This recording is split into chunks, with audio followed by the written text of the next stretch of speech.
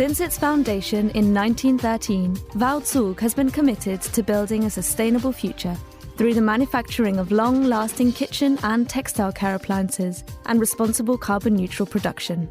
It means the Swiss firm is well placed to tackle the topic of timelessness in design.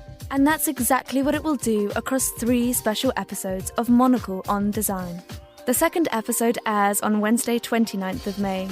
We'll hear from designers including Andrea Caputo, Philippe Malouin and Sabine Marcellus. I think it's about getting input from a diverse source, and then hopefully the outcome is then something surprising and unexpected and not like what a lot of other people are doing. So tune in for some essential discussion on ensuring quality and longevity are imbued in our homes and workplace with Baozug.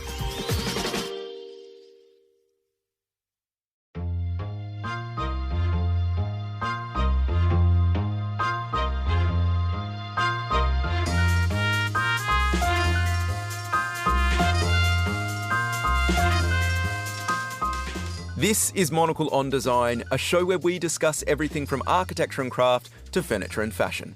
I'm Nick Manise. Today's program is focused on tropical modernism. We pay a visit to London's Victoria and Albert Museum, where a new exhibition is dedicated to the architectural style. We also reflect on the work of Sri Lankan designer Geoffrey Bawa. Plus, Monocle's Fernando Augusto Pacheco muses on Brazil's take on this tropical approach to architecture. All that coming up on Monocle on Design.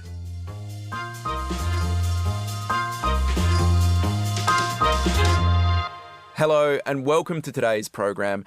Tropical modernism is an architectural style initially developed in the 1940s against the backdrop of anti-colonial struggles in India and West Africa.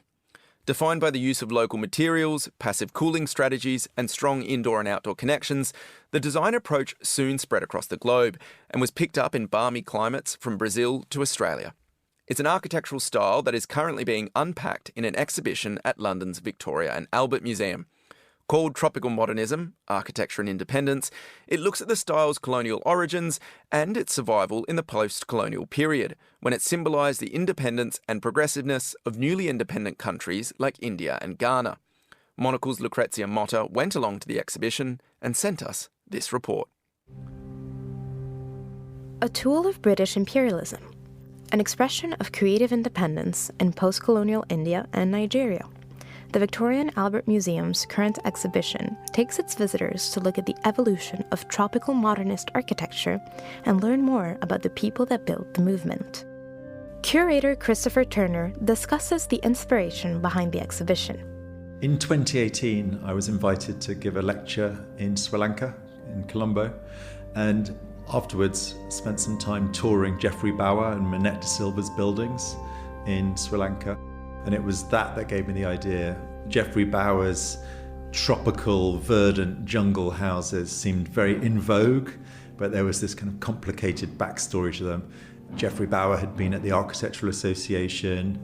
He had designed buildings with Jane Drew, who had also built an avant-garde art gallery in Colombo for his circle there. And I became interested in looking at the story of the Department of Tropical Architecture and how tropical architecture was a late imperial invention, how it was a colonial architecture, and became interested in how that style survived the transition to independence in India, in Ghana, in Sri Lanka. We actually ended up dropping the Sri Lankan section because we had just too much material, but that was where I got the seed of the idea from. The first question at hand was to define tropical modernism and its place in design history. Tropical modernism was invented by Maxwell Fry and Jane Drew, who were leading modernists in the UK. When Maxwell Fry was posted to Gold Coast in the Second World War, he was asked to stay after the war ended and be in charge of urban planning schemes there. And he invited Jane Drew to join him. And it was then that they began to look at how to adapt the international style to the hot, humid conditions of the tropics. And they came up with a very distinctive architecture, which had brise-soleil, these lace-like screens which shielded the sun but allowed the sea breeze through to ventilate and cool the building, wide eaves to provide shadow and shade. And they created something that compared to international modernism, had almost an element of fantasy to it. These screens would often incorporate African motifs, Dinka symbols, or the form of an Ashanti stool or something like that. I really do think that it's Britain's unique contribution to international modernism, and it came about because of our peculiar colonial circumstance. Tropical modernism is attached to many famous names in architecture, like Le Corbusier and Pierre Jeanneret.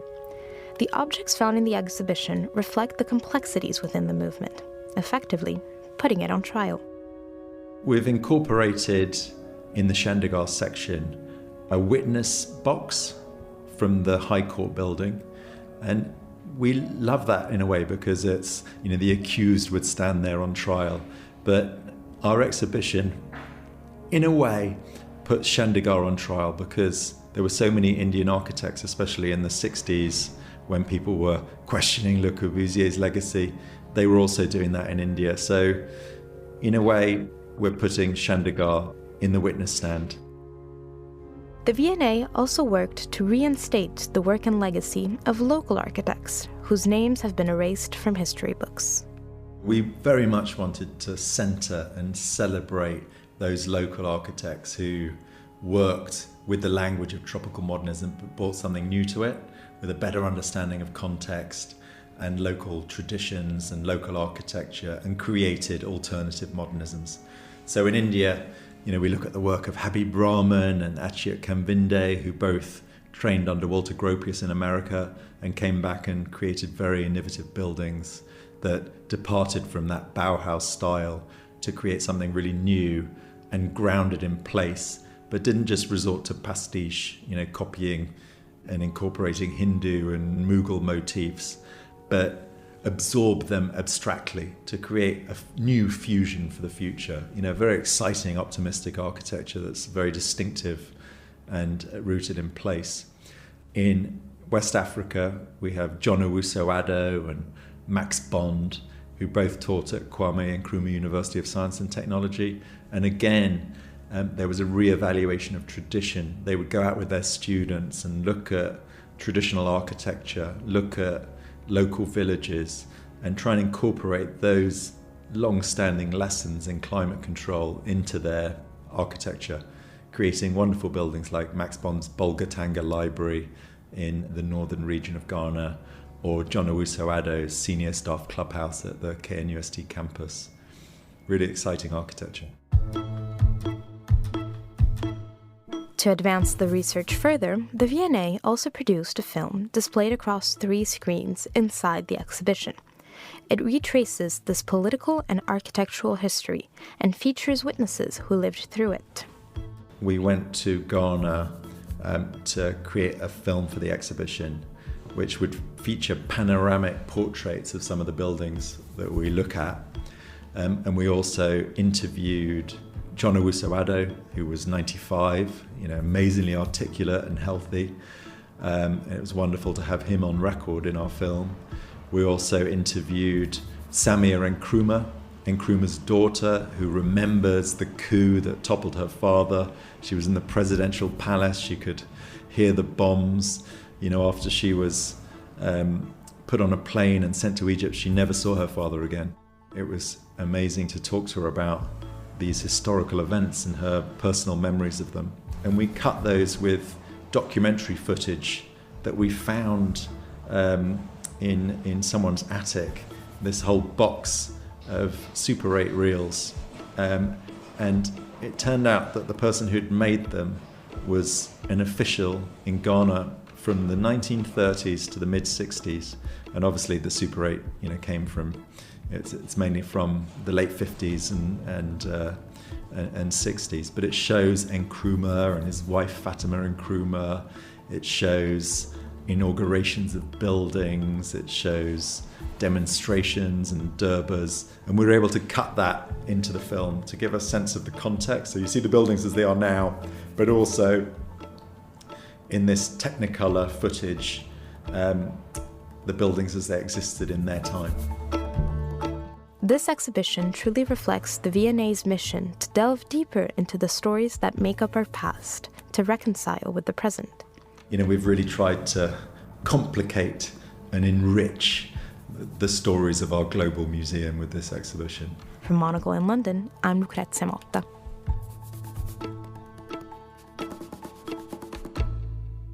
So I'm joined in the studio by Monocle's culture correspondent, Fernando Augusto Pacheco, also the host of The Stack, a brilliant show on Monocle Radio as well. Welcome, Fernando. A pleasure to be here on Monocle Design. I should come here more often. I know, maybe a few more crossovers perhaps. So there's a few design publications I'd love to talk about on your show. But we're here for Monocle on Design, as you say. So we've just heard a lovely package from Lucrezia on the exhibition Tropical Modernism, Architecture and Independence at the Victoria and Albert Museum in London. We've got you on to give a Brazilian take on this architectural style. I mean, to start, you've also been to the exhibition. Tell us some initial takeaways. I know the focus was on Africa and India. How did you read that? Well, first of all, I think it's a fascinating exhibition, and I did learn a lot of new things because from my understanding, what happened in some countries in Africa, particularly Ghana and India as well, basically there were, British architects trying to implement modernism. It was a very kind of top-down approach. And I was very much surprised. I mean, beautiful things they did in those countries, but it took some time for perhaps the local architects, the local artists as well, to kind of get involved into that. And to put their imprint on it. Exactly. So it was a bit controversial at the beginning, and I was genuinely surprised. I thought there would be more collaboration at the beginning. So I understand some of this colonialism critique. But yeah, it's fascinating because I didn't know, and it feels different from my understanding of what happened with tropical modernism in my own country, Brazil. I mean, let's just quickly touch on that sort of top-down approach there. So over the course of the show, you saw, I guess, a local engagement with this style of building. Is that a fair assumption to, I guess, what happened in these places, whether in India or West Africa or ultimately in Brazil? There was ultimately an engagement from the local practitioners? There was, definitely. And you see this in India, and I think there's a part more towards the end of the exhibition, which is good. And I have to say, even at the beginning, although there were no local practitioners, how can I say, they were thinking about the climate of the place. So there was that type of consideration. So it's not that they brought pure European modernism. Of course, they have to make a few changes. And that's interesting, and that's very important as well. Let's talk a little bit about the climate of the place, because maybe that's a nice way of getting into, I guess, this style in a Brazilian context. But in my mind, we're talking breeze blocks, we're talking large windows, we're talking covered walkways, we're talking perforated walls, all sorts of, I guess, features that invite the climate in. I mean, how does this, perhaps in Brazil, how do these sort of traits or this architectural vernacular, how does that help enhance a Brazilian lifestyle? Absolutely, you're right. I love a good breezy block, and I know I did a story with you about a building with breezy blocks, but I'll say no more, Nick. But, even in Brazil, for example, when modernism started in Brazil, they were literally not copying Le Corbusier, but they were heavily inspired.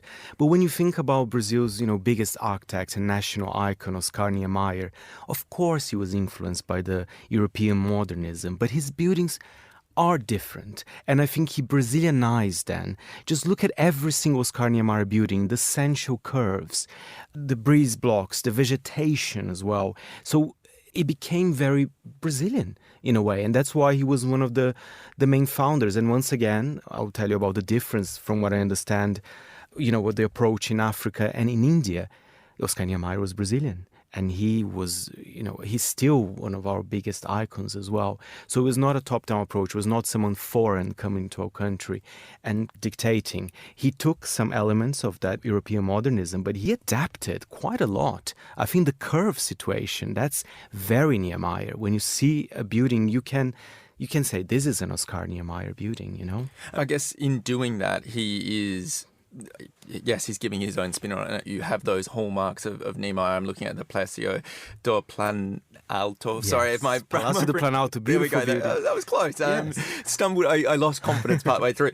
But you look at this palatial building, and it does feel distinctly Niemeyer. I mean, you've got this huge roof, but it ultimately leaves this enormous covered gathering space in front of the building. You've got these kind of striking curves, as you mentioned, being typical of his style. Was this ultimately picked up by other practitioners in Brazil? Did we see, I know Costa was another practitioner there. I think they were working alongside each other, Lucio Costa. Was this emulated then and continued to evolve and continued to grow? Is that sort of what happened in Brazil? Absolutely. And, those two names that you've mentioned, Lucio Costa and Oscar Niemeyer, there was a time where Brazil wanted to be proud of being Brazilian.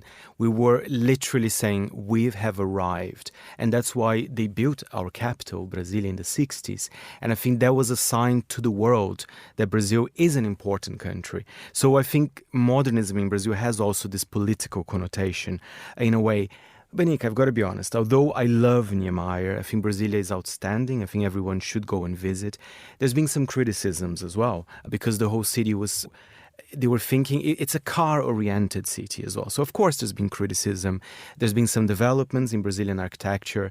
But what I see that I think most Brazilian architects have been influenced in one way or another by Oscar Niemeyer and Lúcio Costa as well. You talked there about Brasilia being car-centric, and that I think is a completely fair reason for people to perhaps not enjoy it. I mean, it's never fun to be constantly stuck in traffic. But I think as well, if you start to, I guess, look at these buildings on the micro scale, maybe not in the context of the whole city, look, not a great way to think about architecture, but if we do that and we really zero in, I think you do have these sorts of spaces that are open, they're airy, they're lush with greenery, they invite the outdoors in.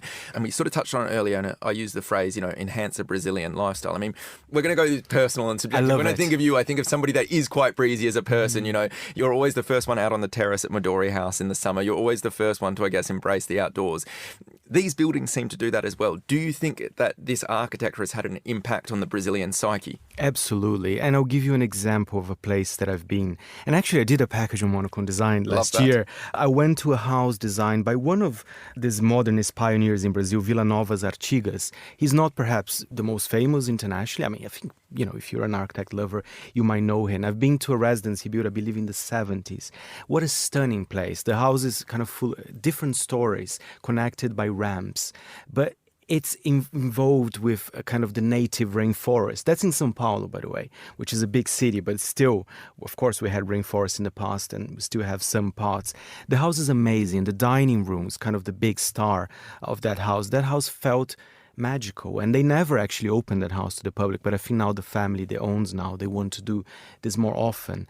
And the only thing that makes me sad, Nick, it's of course, we still have elements of modernism in Brazil, but sometimes people are going for the cheap and ready kind of residence, and that's quite sad. And I see this happening a lot in São Paulo, where we also have the neoclassic buildings, which I'm not the biggest fan, but maybe I feel the Brazilians are understanding that, and there's been some sort of revival of those qualities. But yeah, I mean, sometimes they're expensive, the material is expensive, we don't have that much space, like in that beautiful house I've been from Vila Nova's Artigas. But yes, you're right, we're breezy people and we need breezy buildings. And you talk there about the qualities of these buildings, and I think that's what's perhaps most fascinating to me here. It's about architecture really that is embracing the environment, embracing the climate that it's in, and maybe the style evolves, but I think the message is that, it's about working with the environment that you've got, working with the conditions that you've got is incredibly important. So you've now been in London for, we don't need to say how long, Faye, but you've been here for a big chunk of time. Are there principles from tropical modernism that you'd love to see built into architecture here? Could we do more with the light? Could we do more with the breeze in summer?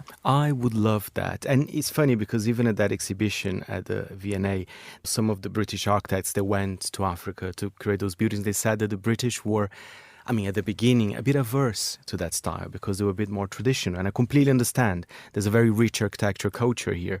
But I have to say, Nick, walking around London, you see those new builds. It would be amazing to have more buildings like this in London. It is getting hotter here as well, so we need breezier buildings. We have some elements, but I need to see more. I wonder, what do you think about the state of buildings in London?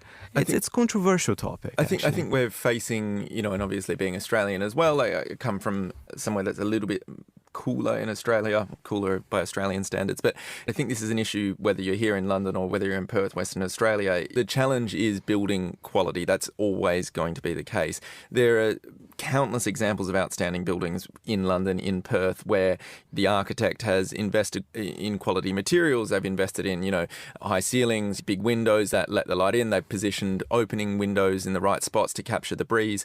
I think the challenge that we face is it's a lot cheaper and it's a lot easier to build poorly, essentially. So I think it's less an issue to do with style, less an issue to do with is the ethos of the tropical modernist something that you can apply elsewhere. It's more to do with where are we actually spending our money. But I want to kind of come full circle here. I mean, you've been to the exhibition, you've prepped knowing that we're going to have a chat about it. Is there anything that you think we've missed that are some key takeaways for our listeners? Well, first of all, I think our listeners, you should go and visit some of those buildings as well. So if you have the chance... So not just the exhibition? Not just the exhibition. I need to book a trip to Ghana because I've been very surprised and I've seen incredible buildings there. And of course, I said there's been the top-down approach, but things have changed, Nick. So there's a lot of African architects, and I'm sure most of them have been interviewed here on Monocle Design. So I think my key takeaways is people should go and visit. And if you don't mind, Nick, I would like to recommend another place people should visit in São Paulo. And I think we can even promote one of our titles here as well. It's Casa de Vidro, which is an incredible modernist building, house in São Paulo by Lina Bobardi, which is another fantastic name of Brazilian architecture. She lived in that house for 40 years. It's an elevated house, once again in the middle of the rainforest, with incredible modernist furniture inside. And I know Casa de Vidro, for quite a long time, it was quite exclusive to go there. But now they're opening up. So I think if you are in São Paulo, you can just drop them a line and you can go and visit. And you understand why I would like to live there. I don't know who should I email to, but I feel like you're angling for some editorial trips. We can talk about commissioning you to do these Shall we stories talk later? offline. Yes. Yeah, let's maybe do that. Thank you very much for joining us on Monocle on Design, Fernando Augusto Pacheco. For a celebration of all things print, tune in to The Stack, featuring expert analysis, the view of magazine veterans, and a look at what's flying off newsstands around the world. This is very unique, to be able to buy a magazine and to find that many doors which you can open and that lead you into very different worlds. Listen to The Stack and hear Fernando Augusto Pacheco in conversation with our favorite editors. The Stack airs every Saturday at 10 a.m. London time. Make it part of your must-listen lineup, live or on iTunes, Spotify, or wherever you get your podcasts.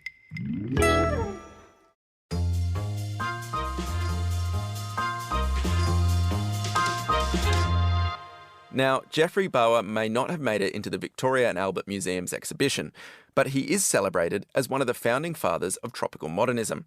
The Sri Lankan architect tailored his modern designs to the country's tropical climate by using local materials, employing vernacular practices, and integrating his designs with nature. Here's writer Thomas Pinheiro with more.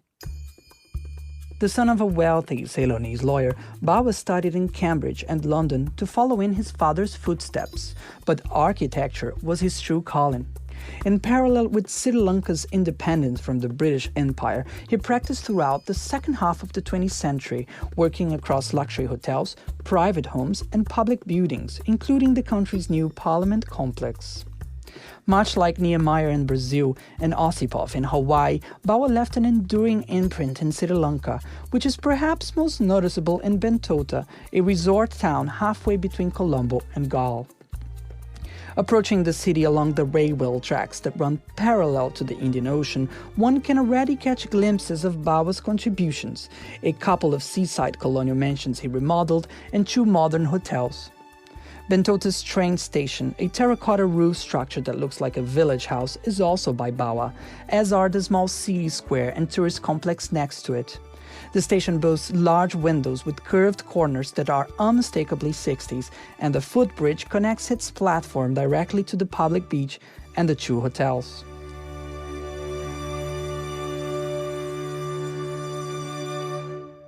The Bentota Beach Hotel is the grander one. It was commissioned in 1967 to be the first resort in Sri Lanka.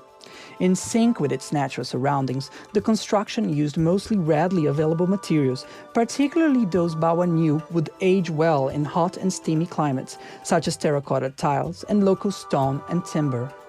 With a squared plan, the first floor includes 4 galleries and a central courtyard that's dominated by a large reflecting pool dotted with islands growing frangipani trees. With narrow verandas under a sloping roof, the two upper floors echo royal palaces in Sri Lanka and South India, forming an inverted pyramid with the third floor cantilevering over the second. Bawa's nods to the vernacular also included colonial heritage. The hotel is elevated by a podium with bastions, resembling a Dutch fort in old Ceylon.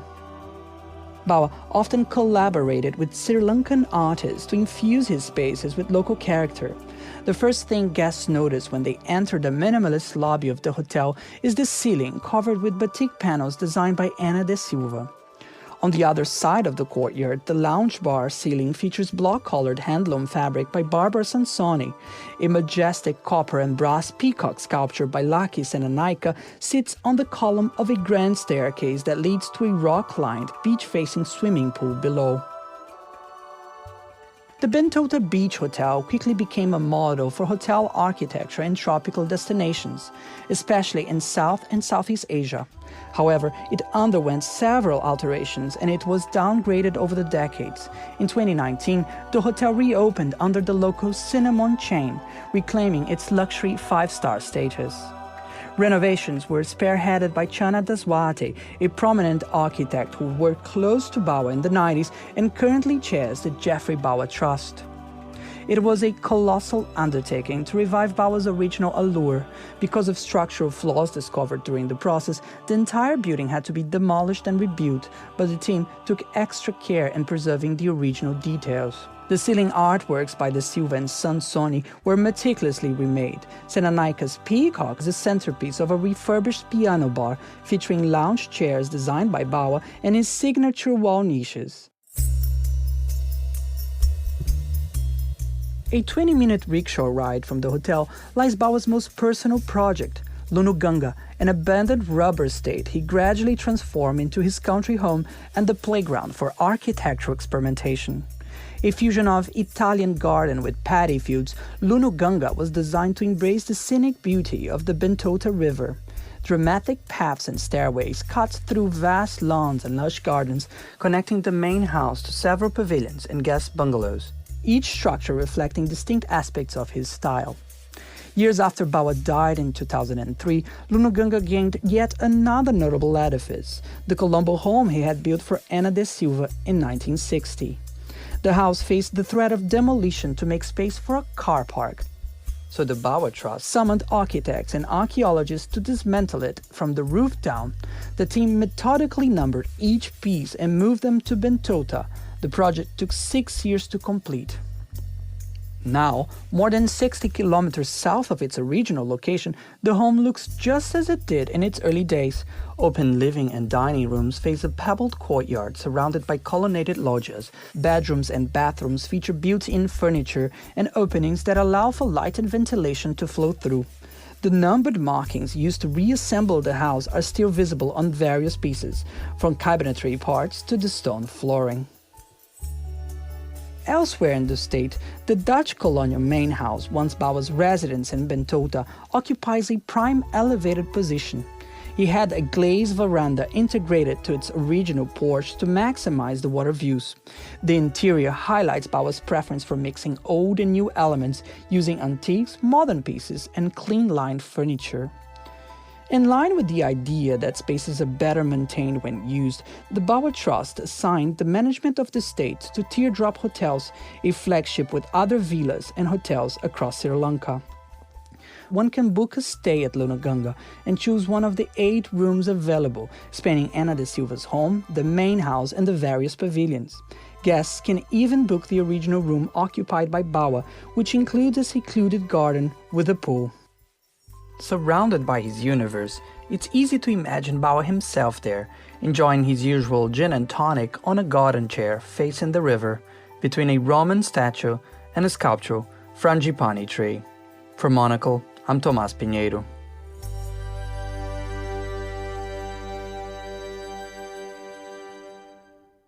My thanks to Tomás Pinheiro there. And that's all for today's special on tropical modernism. Again, the Victoria and Albert's exhibition is on until the 22nd of September 2024. For more design stories, listen to our 5-minute midweek bonus show, Monocle on Design Extra, which airs on Thursdays. And if you enjoy print, then do pick up a copy of Monocle magazine as well. It's on all good newsstands now. Today's episode was produced and edited by Maylee Evans. I'm Nick Manise, and you can reach me on nm@monocle.com. Thanks for listening.